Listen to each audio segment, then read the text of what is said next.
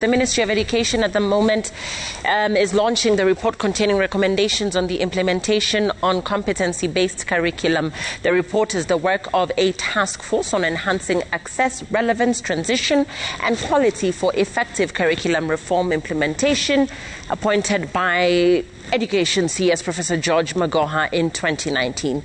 The task force, which was chaired by Professor Fatuma Chege, Deputy Vice Chancellor, Kenyatta University, was among other duties charged with advising government on transition of grade 6 of CBC and standard 7 and 8 of 844 pupils in 2023. It was also charged with domiciling of grade 7, 8 and 9 within the basic education structure and competence-based assessment for the reformed curriculum. Let's listen in. For all learners with special needs and disabilities, including the gifted and talented children. Fifth, to work with the Teacher Service Commission to establish mechanisms of sharing physical and human resources between senior secondary and technical and vocational education training or TVET institutions. And six, to domicile all sports academies to ensure that their curriculum and assessments are standardized, for this will offer learners in these sports academies opportunities to engage in other curricula outside sports, depending on their potential and career interests.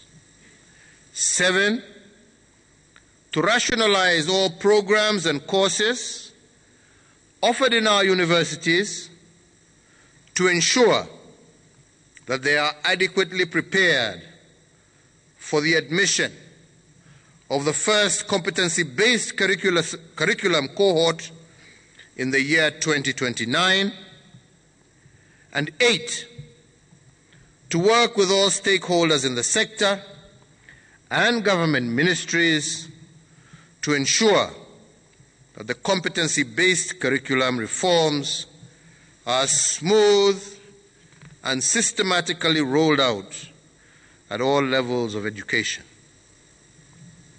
Ladies and gentlemen, our founding fathers taught us that to be architects of our destiny, we must plan for it.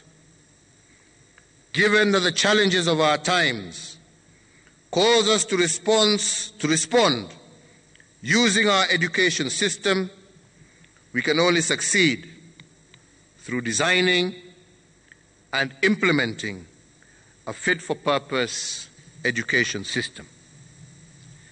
That is why we are changing our system of education so that children in our country have an equal opportunity of achieving their aspirations.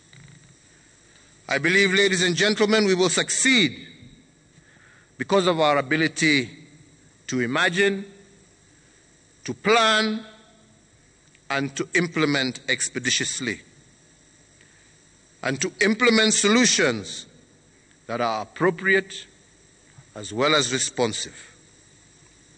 This report that we launched today sheds light on the path that we must take, and I want to take this opportunity to thank you, Waziri, and your ministry, the task force, and your secretariat, the Teacher Service Commission, and your team, and all stakeholders here present for delivering on this new light.